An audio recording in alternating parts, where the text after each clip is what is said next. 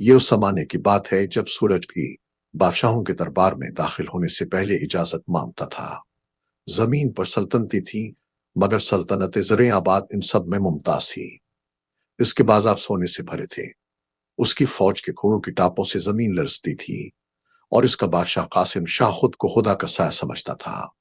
قاسم شاہ کے پاس سب کچھ تھا، دولت، طاقت، خوف اور اطاعت، مگر ایک چیز اس کے بس میں نہ تھی: تقدیر۔ شہزادی نورچھا محل کی باقی عورتوں جیسی نہ تھی۔ وہ ریشمی پردوں کے پیچھے قید رہنے والی شہزادی نہیں تھی۔ وہ پوچھتی تھی، سوچتی تھی اور دیکھتی تھی۔ ایک دن اس نے محل کی چھت سے نیچے جھانکا، جہاں ایک ماں اپنے بچے کو بھوکا سلا رہی تھی۔ نورچھا کے لب کانپے، ابا حضور، اگر بادشاہت اللہ کی امانت ہے تو یہ بچے بھوکے کیوں ہیں؟ قاسم شاہ نے پہلی بار اپنی بیٹی سے نظریں چرائیں۔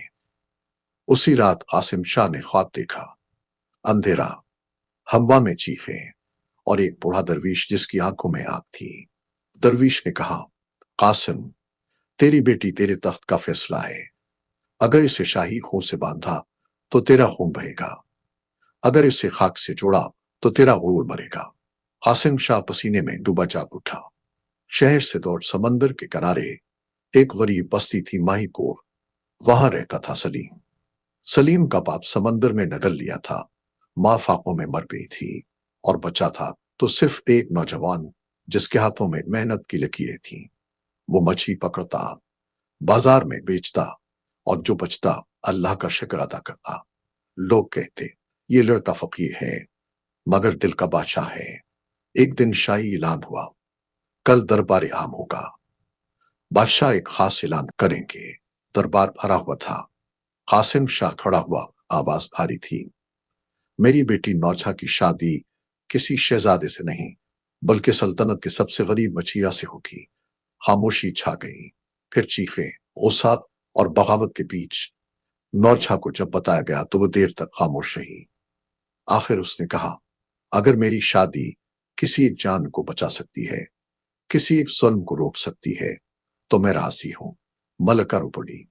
جب سلیم کو محل لایا گیا تو اس کے قدم کانپ رہے تھے۔ نورچھا نے اس کی آنکھوں میں دیکھا، وہ آنکھیں جو چھپنا جانتی تھیں مگر بکنا نہیں۔ اسی لمحے نورچھا نے سمجھ لیا: یہ مچھیا نہیں، یہ آزمائش ہے۔ شادی ہوئی، نہ خوشی تھی نہ موسیقی۔ لوگ کہتے تھے: بادشاہ پاگل ہو گیا ہے، مگر تقدیر مسکرا رہی تھی۔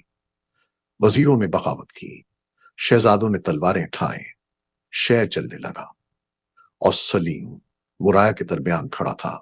قاسم شاہ کو قید کر لیا گیا۔ وہ چیخا: میں بادشاہ ہوں۔ جواب پایا: نہیں، اب تو صرف ایک باپ ہو جس نے دیر سے سچ سمجھا۔ لوگوں نے سلیم کو تخت پر بٹھایا۔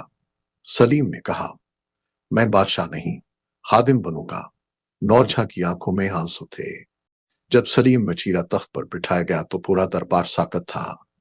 وہی تخت جس پر کبھی قاسم شاہ کے قدموں کی چاپ گونجتی تھی، آج ایک ایسے شخص کے قدموں کو محسوس کر رہا تھا جس نے کبھی ننگے پاؤں سمندر کی ریت پر چلنا سیکھا تھا۔ سلیم کے ہاتھ کانپ رہے تھے۔ اس نے آہستہ سے کہا: یہ تخت سونے کا نہیں، یہ لوگوں کے آنسوؤں سے بنا ہے۔ اگر میں اس پر بیٹھا ہوں تو یہ عہد کر کے بیٹھا ہوں کہ یہ آنسو دوبارہ نہیں بہیں گے۔ دربار میں کئی چہرے چھپ گئے اور کئی آنکھوں میں نفرت بھڑک اٹھی۔ قاسم شاہ کے بیٹے شہزادہ بہرام اندھیرے کمرے میں بیٹھا تھا۔ اس کے ہاتھ میں تلوار تھی اور آنکھوں میں زہر۔ وہ غرایا: ایک مچھیا ہمارے خون پر حکومت کرے، نہیں، یا تو تخت میرا ہوگا یا لاشوں کا ڈھیر۔ اسی رات محل کے اندر خاموش قدموں کی آوازیں گونجنے لگیں۔ نورچھا محل کی چھت پر کھڑی جلتے ہوئے شہر کو دیکھ رہی تھی۔ اس کی آنکھوں سے آنسو بہہ رہے تھے۔ وہ بڑبڑائی: ابا، آپ نے مجھے قربانی بنایا، مگر شاید یہی قربانی سلطنت کا کفارہ تھی۔ اسی لمحے ایک خادم دوڑتا ہوا آیا: ملکہ صاحبہ، شہزادہ بہرام بغاوت کی تیاری میں ہے۔ نورچھا کے چہرے کا رنگ اٹھ گیا۔ فجر سے پہلے محل کے دروازے ٹوٹ گئے، تلواریں ٹکرائیں، چیخیں بلند ہوئیں، اور محل کی دیواروں پر پہلی بار شاہی خون بہا۔ سلیم خود میدان میں ہوگا، اس کے ہاتھ میں تلوار۔ وہ چیخا: मैं बादशाह हूं मगर कातिल नहीं। मगर बहराम ने हमला कर दिया। कैद खाने में कासिम शाह तना बैठा था। उसने पहली बार अपने आप से सवाल किया, क्या मैं वाकई बादशाह था या सिर्फ एक सालिम बाप? इसी रात नौरछा उसके पास आई। बाप बेटी एक दूसरे को देख कर रो पड़े। कासिम शाह ने कांपती आवाज में कहा, बेटी, मैंने तुझे बचाने के लिए तुझे कुर्बान किया। नौरछा ने जवाब दिया, नहीं अब्बा, आपने खुद को बचाने के लिए मुझे आजमाया। महल के सहन में सलीम और बहराम आमने सामने थे। बहराम चीखा, तो कौन है जो मेरे बाप के तख्त पर बैठा है? सलीम ने कहा, मैं वो हूं जिसने कभी किसी का हक नहीं छीना। बहराम ने वार किया।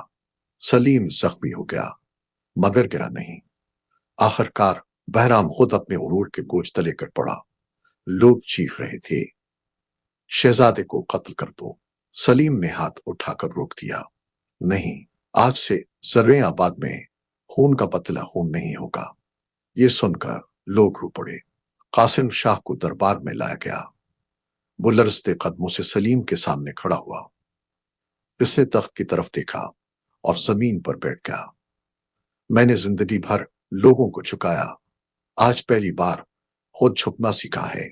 सलीम ने कहा, आप बादशाह नहीं रहे मगर अगर चाहें एक बाप बन सकते हैं। कासिम शाह की आंखों से आंसू बहने लगे। चंद दिन बाद कासिम शाह का इंतकाल हो गया। सादा कफन, कोई शाही जनाजा नहीं। नौरछा कब्र के पास खड़ी बोली, गुरूर दफन हो गया मगर सबक जिंदा रहेगा।